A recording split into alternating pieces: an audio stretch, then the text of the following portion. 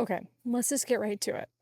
Social media has turned nervous system regulation into some type of checklist.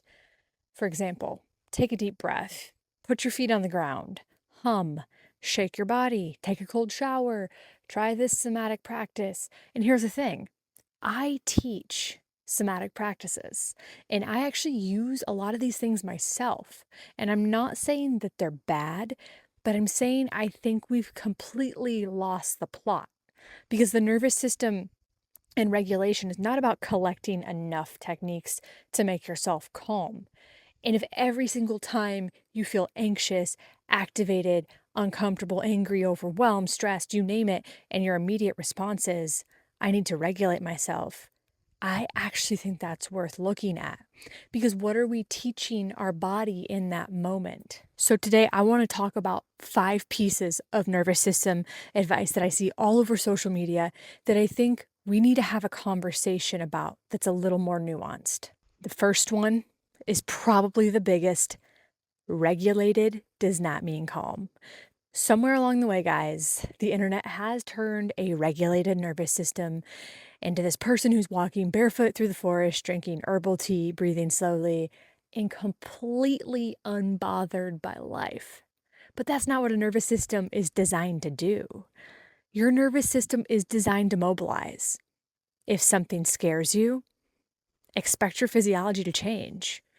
If you're competing, performing, running, playing, protecting someone, having an intense conversation, or doing something really exciting, I'm gonna expect your physiology to change. Your heart might beat faster, your muscles might get tense, you might sweat, and you might have a huge amount of energy moving through your body.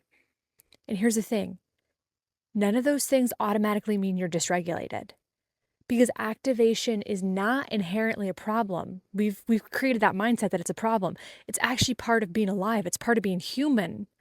And the question I'm much more interested in is this. Do you still have options? Can you respond to what's actually happening in front of you? Can your nervous system mobilize when mobilization is useful? Can it settle or reorganize when the demand changes? And can you move between states instead of becoming stuck in just one? Because to me, regulation is much less about maintaining one particular physiological state and much more about flexibility overall. Because a healthy nervous system isn't one that becomes activated, it's one that has access to a wide range of responses and can adapt to what's actually happening. And I think this distinction matters because otherwise we accidentally are teaching people to become afraid of their own activation. Your heart starts beating faster and immediately you think, oh no, I'm dysregulated. You get this negative connotation attached to it. I need to regulate. You get angry and you think, gosh, something's wrong with my nervous system. And suddenly we're now monitoring ourselves constantly and we're trying to determine whether we're actually regulated enough. And now nervous system regulation has become yet another thing to succeed or fail at.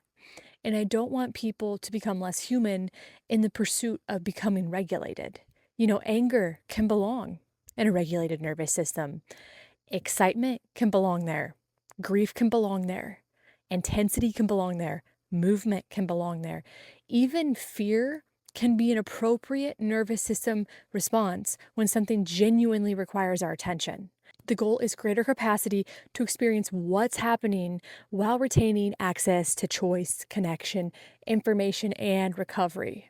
And I think this is especially important because social media tends to show us the aesthetic side of regulation.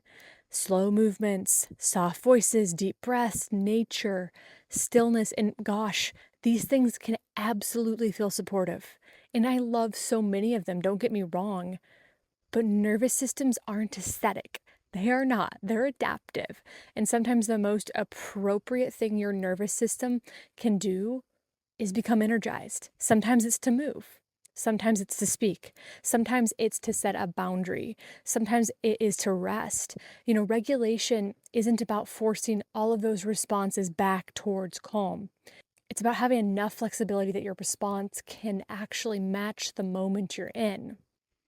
So the first thing I want you to take away from this video is this: your nervous system was never designed to stay calm. It was designed to respond, adapt, mobilize, recover, and protect you. Calm can absolutely be one state that we experience.